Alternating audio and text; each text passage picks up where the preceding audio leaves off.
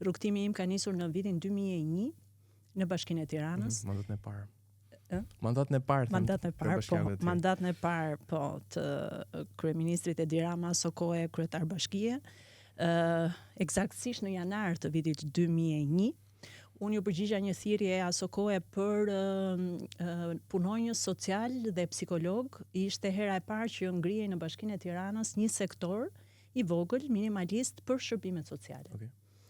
Unë sa kisha mbaruar aso kohë shkencat sociale në kërkim të një pune, dhe e thash, hajde ta provojmë një herë në bashki. Për hir të vërtetës nuk kishim këtë lloj sensibilizimi dhe njohurie për pushtetin vendor siç është sot. Pra, dinim që kishte njësi administrative edhe bashki që shërbente qytetarëve, po jo me një ndërgjegjësim kaq të madh sa që janë sot njerëzit lidhur me shërbimet që ofrohen në bashki edhe detyrimet që ka bashkia karshi qytetarëve.